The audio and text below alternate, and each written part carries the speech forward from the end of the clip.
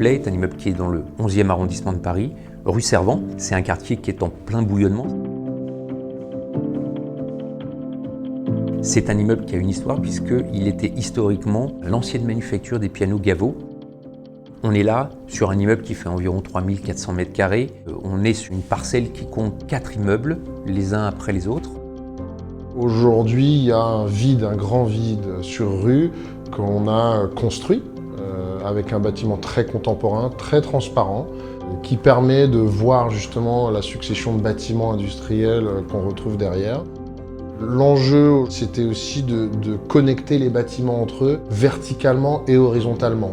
Donc on a créé cette agora au cœur du bâtiment qui permet de séquencer le parcours. Donc le parcours devient très intéressant et très riche aussi visuellement. Une des particularités de cet immeuble, c'est d'avoir eu recours à la géothermie. On a poussé l'exercice en se disant, si c'est possible, faisons-le.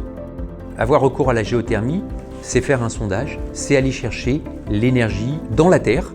Et pour ça, on est allé forer 60 et 100 mètres de profondeur, qui nous a amené à découvrir qu'il y avait une nappe phréatique, à partir de laquelle on vient créer le chaud et le froid dans l'immeuble.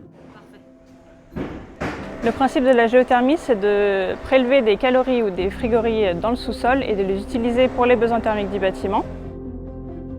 Alors dans le cas de l'immeuble Ripley, on a conçu une géothermie en boucle ouverte assistée par pompe à chaleur. Donc on va venir prélever de l'eau dans le premier forage d'eau qui fait 52 mètres de profondeur. Ensuite, cette eau est acheminée vers la pompe à chaleur pour pouvoir chauffer ou rafraîchir le bâtiment. Et l'ensemble de cette eau est ensuite réinjecté dans le second forage.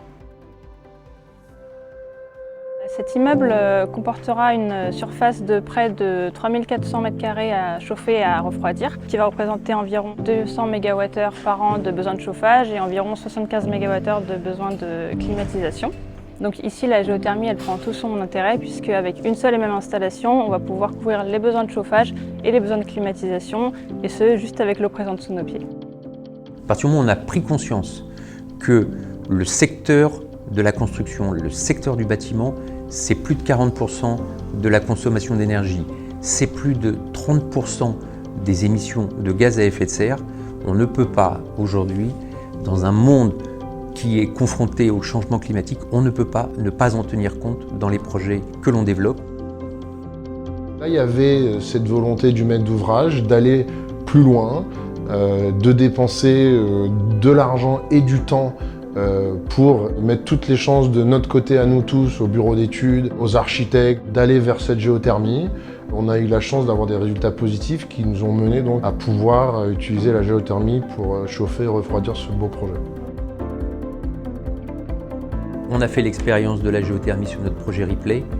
Clairement, on est convaincu que c'est l'énergie de demain, celle sur laquelle l'ensemble des constructeurs vont s'appuyer pour alimenter leurs immeubles, et on compte bien le faire sur l'ensemble chaque fois que ce sera possible de nos projets.